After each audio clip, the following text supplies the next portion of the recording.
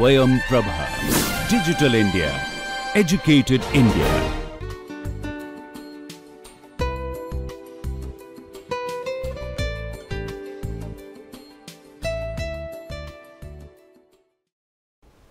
Okay, so we'll talk about secured hash algorithm SHA.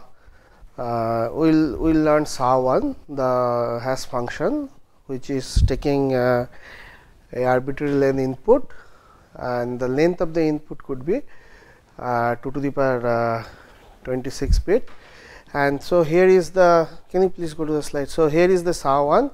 So SHA was developed by NIST in 1993, and it was replaced by SHA1, and this was the standard during that. But now there is a recent competition was going on, so that is to have a standardization of this SHA.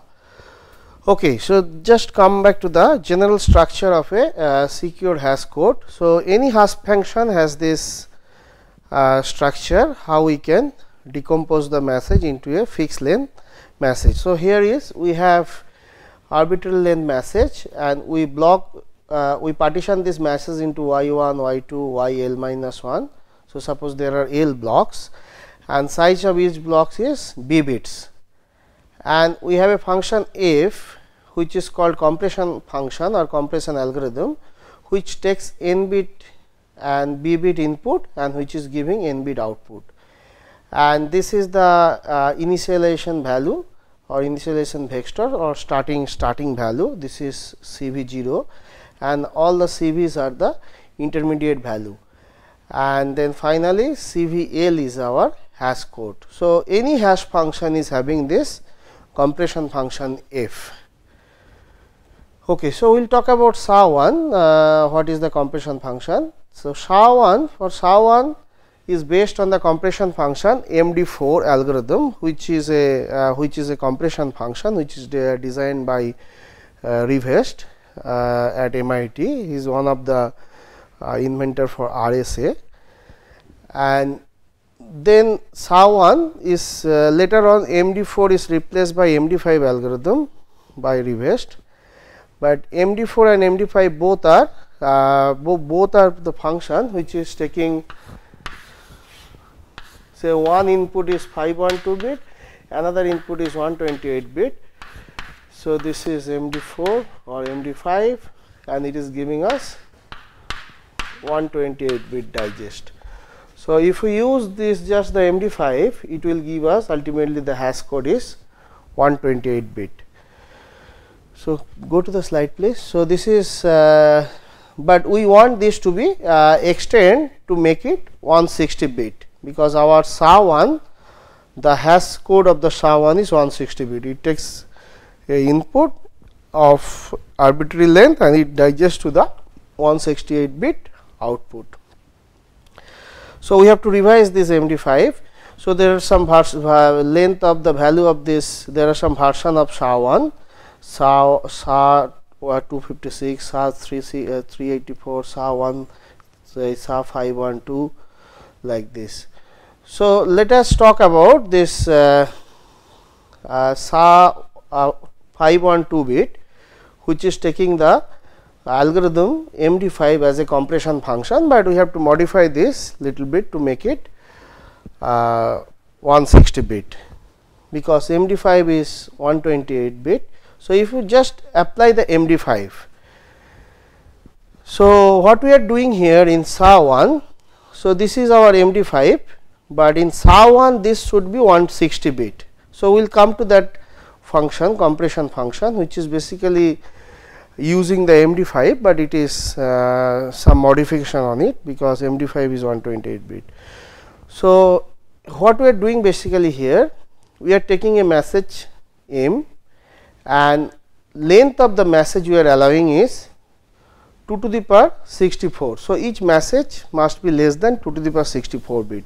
So length of the message, so it is huge, and that length, so if length is 2 to the power 64 maximum, so that length can be stored in 64 bit, and that 64 length we are appending in the end of the message. Okay. So this is how we are So, this is we have a message M, and at the M, so we are allowing, this is the message M. So, length of the message, if the length of the message is L, we are allowing L to be maximum 2 to the power 64. So, that means length of L, I mean length of L is 64 bits. So, just now we store, this is the length of M, and this is 64 bit. So, we are allowing maximum message size to be 2 to the power 64 bit, and we break it into 512 bit. So, each of this is 512 bit blocks. So, last bit also should be, so this is the last bit also should be 512 bit. So, for that, so this should be total 512 bit. So, for that maybe we need to append some bit over here. So, if we have to append, it is always append function, then we will append the constant like 1 followed by all the zeros. This is the way we append the bit. So, go to the slide please. So, this is the breakup. So, we breaking this message. So, this is our message, and this we stored in the last 64 bit, we stored the length of the message, and so this to make it 512 bit. So, we may have to append some bits over here, which is basically constant, which is 1 followed by the 0. So, to make it 512 bit. So, finally, we break the message along with this with 512 bit blocks. Suppose there are L blocks starting from 0 to L minus 1. So, these are the blocks. So, now suppose we have a compression function which is basically MD5, which is taking input 512 and another input 128 bit, and it is giving the intermediate values like 128 bit. Again it is taking the second input like this. We continue. Finally, we are getting this 128 bit hash digest. This is the hash function on this plain text M. So, basically we are just compressing this MD5. So, we have the IV, this is 128 bit. So, this is also giving us 128 bit. So, another MD5 compression function. So, like this we continue. So, finally, so this is here is also we are applying MD5, and this is coming from the last before last block, and this is basically, this is 128 bit, this is 512 bit. So, this is 128. So, this is basically H of M. Okay. So, now this is basically compressing into this hash function is digesting into a 128 bit, but in our SHA1 is basically 160 bits digest, 160 bit digest. So, we have to modify this function. We will look at how this MD5 looks like for this 160 bit and what are these IV. So, those things will have a look. So, this is the append the padding bit. So, maybe last bits are 64 bits. So, maybe we need to append maximum 448 bits. So, 448 plus 64, it is 512. So, if we have to append, then the append will be 1 followed by all zeros. So, this we have already talked about, and this is the length. So, length of the message we have to append. So, we are allowing the length to be maximum 64 bit. So, this 64 bit length, the integer we are adding to the end of the message, and this is the initialization vector, this IV.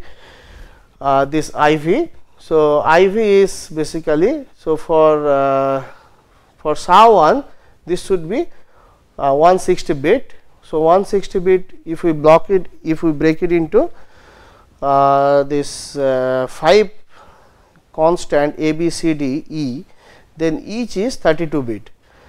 So 5 into 32 160 bit. So each is 32 bit, and 32 bit numbers can be written is in the a 4 bits 8 or 4 bit blocks. So each of these is a hex representation. This is hex bit 6 7 4. So this itself is a 4 bit, each of this is a 4 bit. So total we have 4 into 8, so 32 bit. So each of this constant is 32 bit. So this is using the initialization vector for this SHA1, I mean the modified version of MD5. So this is 160, total is 160 bit. So this is the IV, which is 160 bit.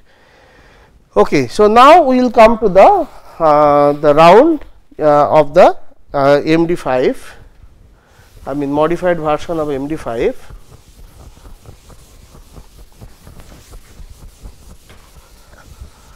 So basically okay, so basically this is the let us come to the picture. So this is the picture. So it is basically taking two input, one is 160 bit, and these are nothing but A, B, C, D, E, and another input is 512 bit. Okay, so what we are doing, so come to the slide please. So what we are doing, we are taking this 512 bit, and we have inside we have 4 round function, we can say, I mean 4 round function, and in each of this round function there are 20 steps. So 20 functions are there in each of this round function, and each of the round function is using a constant k, and which is fixed for particular round. So k is fixed for this round, we use another constant k here for this round, another constant k here for this round, like this. So each round F1, so Fi has a input is 512 bit, and another input for first F1, another input is this intermediate value A, B, C, D, E, and it has 20 steps. We will come to that step how it looks like. It is basically the logical operation we are performing, and then after that, after 20 steps, the output again will be the input for second round function, which is called F2, and there we use a different constant k, and we use another input which is this 512 bit. So like this we continue. After the fourth round F4, we just take this intermediate value ABCD, and we take this initial value of this ABCD, and we will do the addition. This is basically addition modulo 2 to the power 32 30. So we will do the addition, and then finally we get the 160 bit. Okay, yeah. So this is the addition operation. So modulo 2 to the power 32, we just take 32 bit and we add, and then we take the modulus 2 to the power 32. And each round function, this is the first round, this is the second round, this is the each round function is having 20 steps, and for each round function we need a k, and k is fixed for each round, I mean individual round. So this is the round functions. So for first round we take this, we use BCD and we use this operation, this is the logical operation. For the second round we do this like this. So these are the round function of this modified MD5, and finally the output will be the, after the 11th round output will be the, so this is one round. So we continue like this. After 11th round it will be 160 bit digest, and this is the initialization.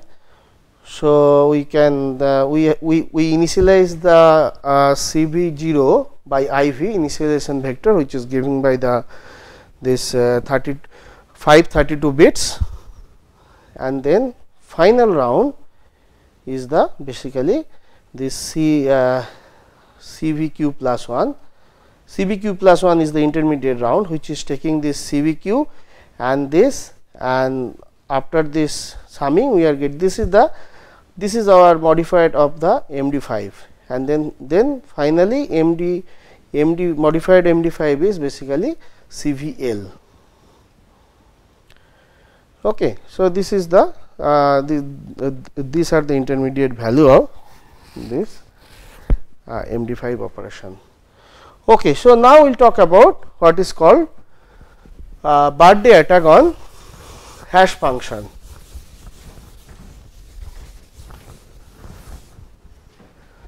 Okay.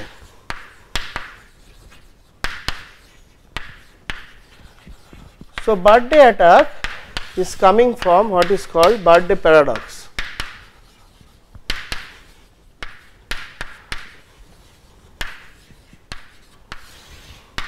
So, what is the birthday paradox? The birthday paradox is suppose we have some collection of people, then what should be the size of that collection, so that at least 2 people have a common birthday. So, let us state that suppose we have a group of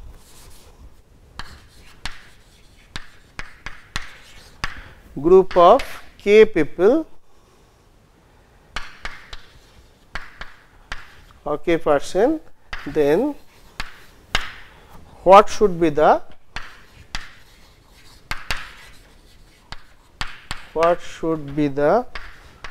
size of k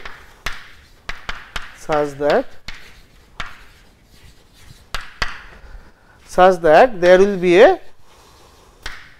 there is at least one common birthday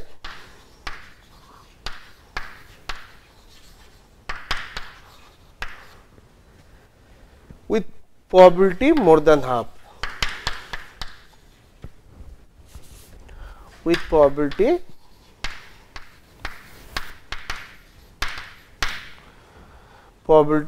more than half. So, this is the birthday paradox. So, this is the question. So, what should be the value of k? We are gathering in a people, suppose this is the class. So, we are just if we are say if k is 23, then we are done. Then if we have a 23 collections of people, group of person, then there is a chance, and that chance is probability is more than half that 2 people, at least 2 people is having a common birthday. So, this is called birthday paradox. Now, where from this is coming? Now, if k is, say, if we have 100 people, 100 collection, then this probability will be 0.9999 like this. Okay. So, now we have a graph over here for the so if this graph is telling like this. So, if we a number of group of people are like this, so this is the k and this is the probability of that at least one collision, at least one common birthday. So, this is the graph for that. So, if we have say around, so this is probability is more than half, means this is 23, and if we have more than 70 or near about 60 people, then it is almost close to the this close to the 1. So, if we have, so now we have to analyze this by probability calculation. So, now how we are saying this is 23, and if it is more near about 70, then it is probability is more. So, we have to do some basic probability stuff. Now, here, so in a year how many days? It is 365 days. So, among these 365 days, so we are collecting some random numbers. So, suppose our random numbers, so this is the problem. So, given a random variable that is an integer with uniform distribution between 1 to n, and then we have a selection of k instant, k is less than n, the random variable, then the probability p n k that there is at least one duplicate. So, this probability we want to calculate. So, we have given n and we want to, from this n we want to select k instants such that this probability n minus k is at least probability of at least one duplicate, at least one collision, or at least one duplicate.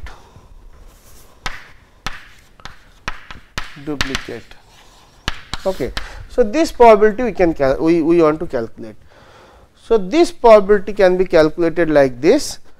So, we want to calculate this. So, this is basically 1 minus probability of no duplicate.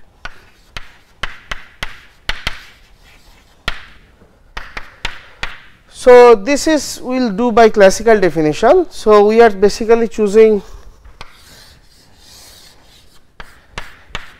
k people and their birthday. So, this is each of these has n possibilities.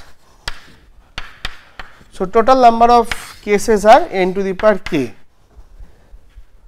So, among these now we want no collision. So, if these are the k cell or k people. Now, among these now we want the favorable cases with no duplicate. So, how we can do that? Now, this can be chosen in n ways, and once we choose this n ways we do not want duplicate. So, this is option n minus 1 ways like this, n minus 2 like this, continue. So, it is n minus k plus 1. So, this is basically factorial n by factorial n minus k. So, this is basically factorial n by. So, this is basic classical definition of probability. Okay. So, this is basically can be written as. So, we want to write this as. So, this is 1 minus sorry n into n minus 1 into n minus 2, continue n minus k minus n minus k minus 1 in the bracket. Okay. So, divided by n to the power k. So, this we want to simplify, 1 minus 1 by n into 1 minus 2 by n, 1 minus k minus 1 by n.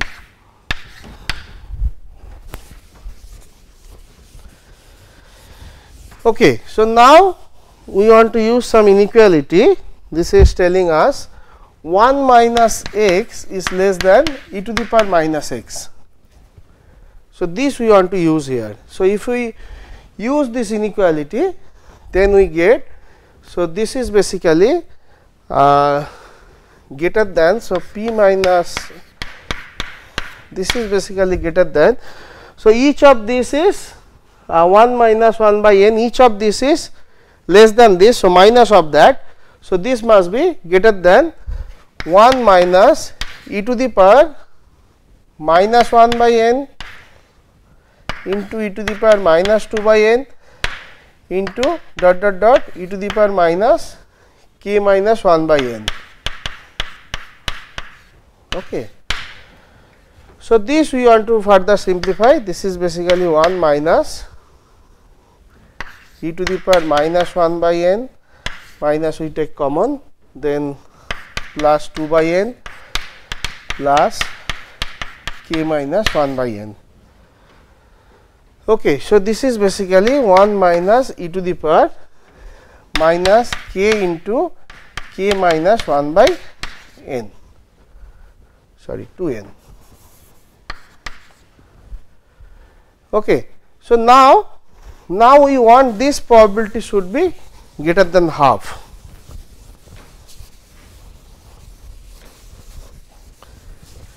So we want this probability should be greater than half. So half is greater than 1 minus 2n. So that means we take this side k into k minus 1 by 2n. We want this to be half.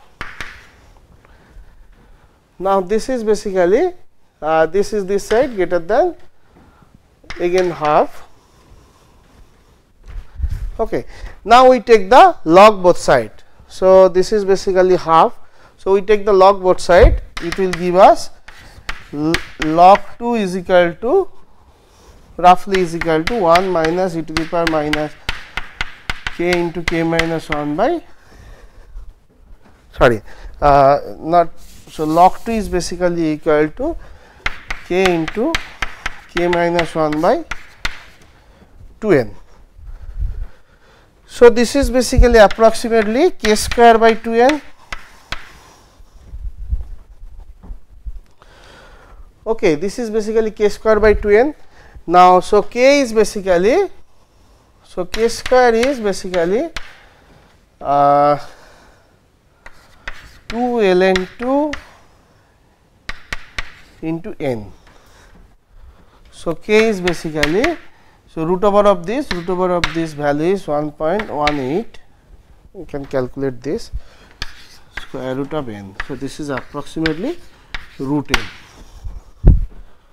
So k is approximately root n. So if there are, if n is 365, then root n is basically near about 23. So for birthday case n is 365, so k is 23. So that is the reason if we have a collection of 23%, then there is a probability that there will be a duplicate birthday. So there will be at least 2 people which have a common birthday. So this we want to use for our hash function. So how we can use this for our hash function, this birthday paradox.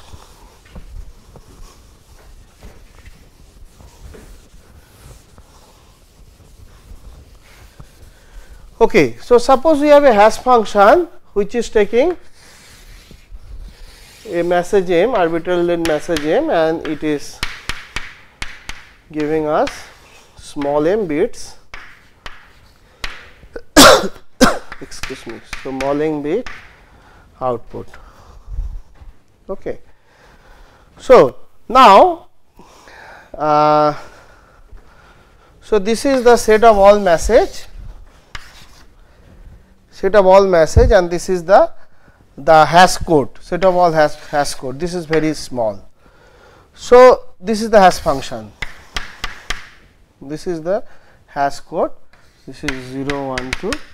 This is m bit. So it is from 2 to the power m minus 1.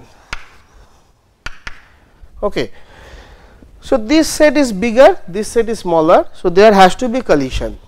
So only thing is, we know the weak collision and strong collision, those properties are there for a hash function. So only thing is, it is very difficult to get two keys x, y. This weak collision is given a x, it is very difficult to find y such that they are colliding. So this is the weak collision, h of x, h of y, because this set is very big. In general, this set is very big, so it is very difficult to find y. So you have to search for all y's. Okay, and for strong collision, given so it is very difficult to find 2 points x, y such that they are colliding. Is it computationally hard to find 2 points they are colliding? Okay, so now we want to use this birthday paradox. So here size of n is 2 to the power m. This is the total number of possible hash code. Now if we have k, which is root over of n, which is basically 2 to the power m by 2. If we have this many collection, then if we search in that collection, then we can get a, then it is ensured that by the birthday paradox that there will be a collision, at least one duplicate will be there. So, for example, suppose we have this hash function, okay. Suppose m is 64 bit, then what is k? K is 2 to the power 64. So, sorry, k is 32 bit. So, 2 to the power 32. So, it is basically m by 2, 2 to the power m by 2. So, if we can collect a 2 to the power 32 messages, and if we search, and we know that by birthday paradox, we know that there will be at least one duplicate. That means, there will be at least 2 xy such that they are colliding into the same function. This is the common birthday, or they are colliding. So, we are reducing our search space by, instead of 2 to the power 64, we are reducing it to 2 to the power 32. So, if we can search in 2 to the power 32 collection, then there is a probability with half that we will get this xy, and searching in 2 to the power 32 is not a big deal in a modern computer. So, this is the attack one can mount for hash function. So, that is why m should be reasonably good size. So, for SHA1 m is